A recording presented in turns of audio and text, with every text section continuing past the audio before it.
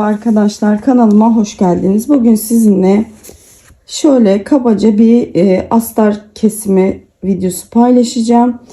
Dediğim gibi ben de kendi yöntemimle yaptığım astarlama şeklini kısaca sizinle paylaşmak istedim. Sayfamdan çok sorun oldu. Ben de yaptığım şekilde kendimce nasıl yapıyorsam öyle sizinle paylaşmak istedim. Belki bilmeyenlere faydası olur. Öncelikle astarımı bakın şu şekilde ikiye katladım. Çantamı üzerine koyuyorum. Bakın şöyle. Çantamı üzerine koyuyorum. Şimdi şu şekilde alt taraftan çantamızın yarısına gelecek şekilde şöyle kumaşımızın taşması gerekiyor. Bakın şöyle şu şekilde yarısına kadar bir pay ayırıyorum. Yanlardan da şöyle 2 parmak kalınlığınızda, yani kendi 2 parmak kalınlığınızda şu şekilde mesafe bırakıyorum. Yani ölçmüyorum.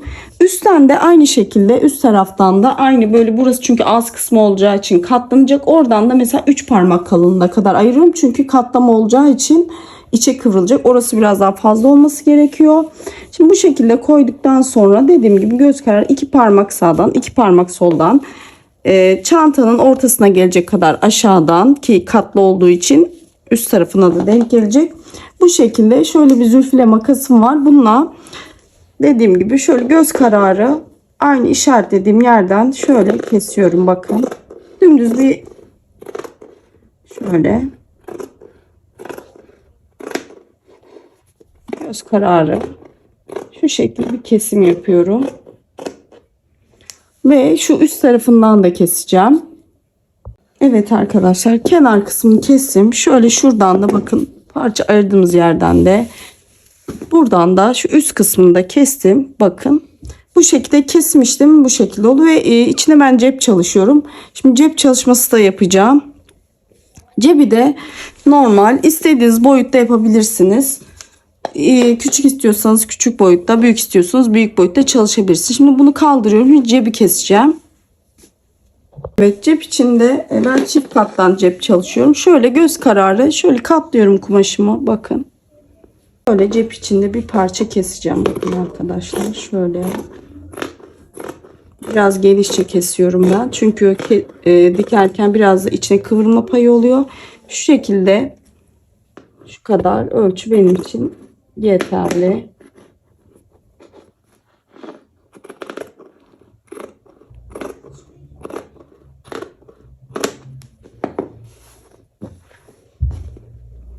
Bakın şu şekilde de cep kestim. Önce önce cepimizi dikeceğiz. Bunu ters çevireceğiz. Ondan sonra astarımızın iç tarafını, yani ön yüzeye gelecek astarımızın iç tarafına cepimizi monte edeceğiz. Sonra astarımızın kenarlarını ve ağız kısmını dikeceğiz. Şimdi astar dikimine geçtik. Burada cep kısmımız vardı. İlk önce onu dikerek başlayacağız. Cep kısmımızda ben 2 kattan yapıyorum. Siz tek kattan yapıp kenarlarını kıvırıp yapabilirsiniz. Ben 2 kattan çalışıyorum. Şu şekilde ön yüzeyleri içe bakacak şekilde katladık. Sonra şöyle kayma yapmasın diye bir iki yerinden şöyle kenar yerlerinden toplu iğne ile şöyle tutturuyoruz, dikerken kaymasın. Şimdi bütün kenarlarını dikeceğiz. Yalnız şurada bunu diktikten sonra çevirme işlemi yapacağımız için şurada köşesinde küçük bir açıklık bırakıp burada çevirme işlemini yapacağız. Şimdi bütün kenarlarını dediğim gibi dikiyoruz.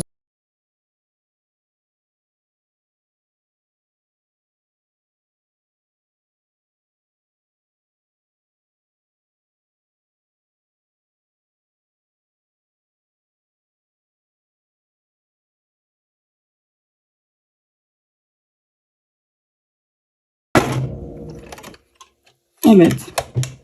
Şimdi şurada dediğim gibi bir boşluk bırakıyoruz buradan, çünkü çevireceğiz. İçin dışına çevireceğimiz için orada bir boşluk olması gerekiyor. Şimdi iğnelerimizi çıkarıyoruz.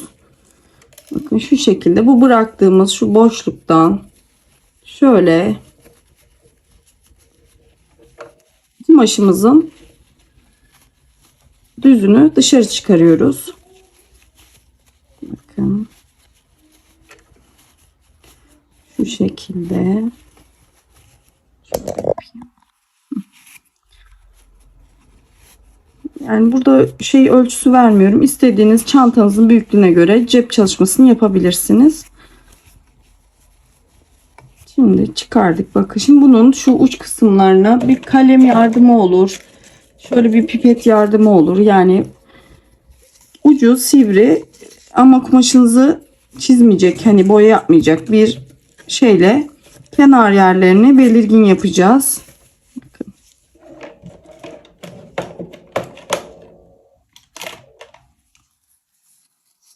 Öncelikle elimizle şöyle bir düzeltelim. Bakın. Şimdi ben şu makasımı kullanmaya karar verdim. Bakın makasımızın şu uç tarafıyla şu köşeler var ya, oraları böyle daha güzel dursun diye şöyle muntazam bir şekilde belirginleştiriyoruz. Şimdi bunu yaptıktan sonra kenar kısımlarına tekrar dikiş geçeceğim ki daha düzgün dursun diye. Şimdi bakın şu şekilde. Şimdi bu açık bıraktığımız yerde bu dikişi geçerken kapatacağız ve onu da üzerinden dikişle geçeceğiz. Bakın şu şekilde oldu. Dikiş makinesinde çekim yapmak biraz zor oluyor alan dar olduğu için. Bakın şöyle kenarlarında makas yardımıyla uçlarını düzelttim ve şurada dediğim gibi bu açıklık payında bakın şu şekilde elimizle düzeltiyoruz. Bakın şöyle. Ve buradan şimdi bütün kenarlarından ince bir dikiş geçeceğiz. O arada burayı da dikeceğiz. Şimdi ben şuradan başlamak istiyorum. Şuradan köşesinden başlayalım. Bakın şöyle elimize de güzelce düzeltelim. Dikiş yerlerinden. Şu şekilde bakın. Yukarı çıkacak şekilde. Şöyle ayarlayalım ve uç kısımlarından dikelim. Evet, şurada kapat bakın açık bıraktığımız yere geldik. Burayı da kıvırdık. Burayı da kıvırdık ve aynı şekilde ince bir dikişle kapatıyoruz.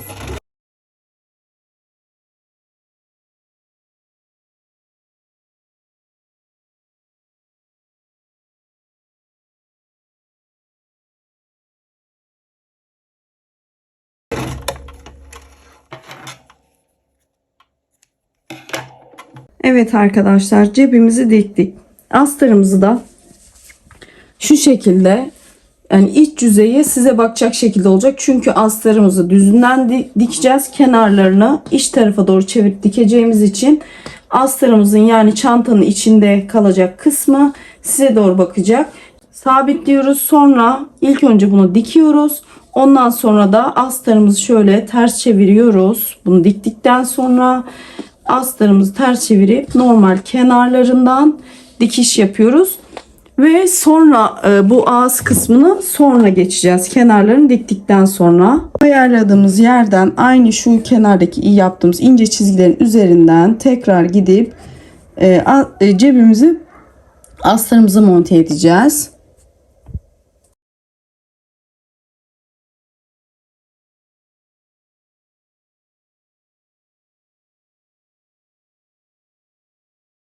Evet, cebimizi monte ettik. Şimdi dediğim gibi cep kısmı içeride kalacak şekilde şu şekilde bakın kenarlarını birleştiriyoruz ve şimdi kenar kısımlarına dikeceğiz. Düz dikiş yapacağız ilk önce.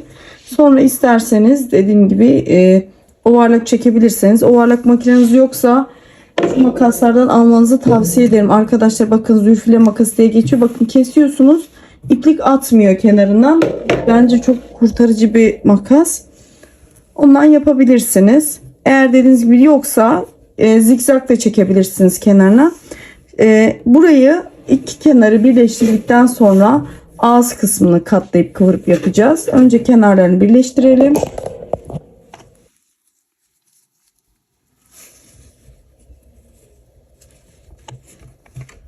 Şu şekilde 1 santim falan boşluk bırakıyorum ben. Ama tabii bunu diktikten sonra bakın eğer çantanıza küçük geliyor, büyük geliyorsa kenarlarını tekrar kısaltabilirsiniz. Yani tamamen size kalmış bir durum. Çantanızı ölçerek yapabilirsiniz. Ben de ölçerek yapıyorum açıkçası. Şimdi dediğim gibi bu kenarı, iki kenara dikip geliyorum. Kenarlarını diktim. Şu şekilde bakın, cebimiz içeride kalacak. Yani bu çantanın iç yüzeyinde kalacağı için düzü içeride. Şimdi çantanızı ayarladıktan sonra şu ağız kısmını dikeceğiz. Ondan önce de bakın şurada ağız kısmını diktikten sonra şey yapacağız. Şu köşelere şöyle bir kare durması için bir işlemimiz var. Onu göstereceğim size. Ben öncelikle dediğim gibi şu ağız kısmına dikelim. Sonra orayı da yaparız. Kısaca bir bilgilendirme yapayım. Bakın. Şimdi astarımı şu şekilde çantamın içine koydum. Bakın. Cep kısmı burada. Dediğim gibi şu köşeleri bir kıvırma yapacağız. Bu şekilde ben büyük boy bir midye çanta için çalışıyorum bunu. Şu şekilde göstereyim. Bakın. Şöyle. Midye çanta için oldukça büyük yani. Ağız kısmı biraz daha geniş olduğu için kenarlarından dikerken ben biraz daha geniş bıraktım. Ama dediğim gibi siz çantanızın boyunu ölçerek yapabilirsiniz. Bakın bu şekilde kenarlarını ayarlıyorum. Dikecek şekilde.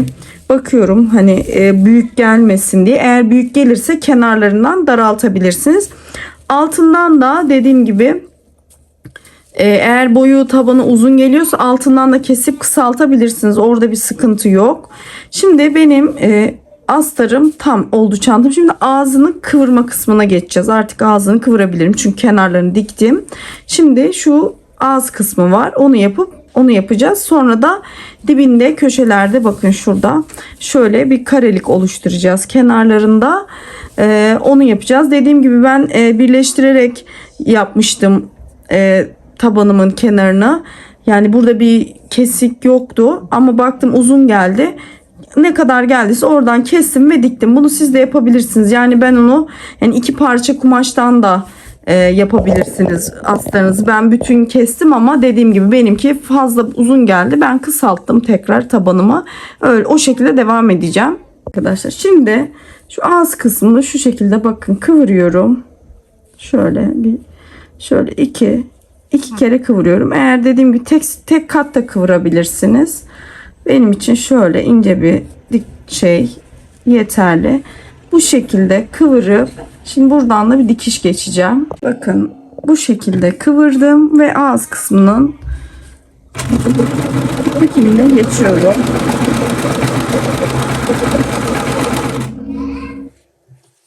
Bu şekilde dediğim gibi bütün kenarlarını kıvırıp geliyoruz arkadaşlar. Astarımızın ağız kısmının dikimini bitirdim. Dediğim gibi şimdi şu köşelere karelik vermesi için bir kıvırma yapacağız. Böyle çantalarımızın köşeleri güzel otursun diye. Onu da bakın şöyle dip taraftaki köşelerimizi şu şekilde tutuyoruz.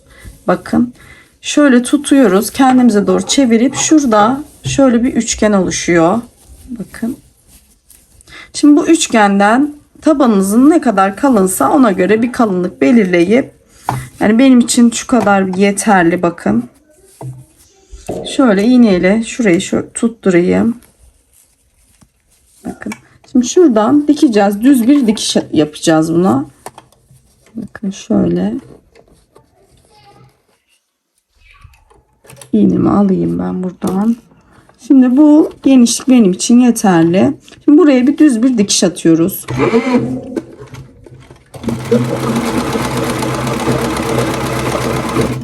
İşlem bu kadar arkadaşlar.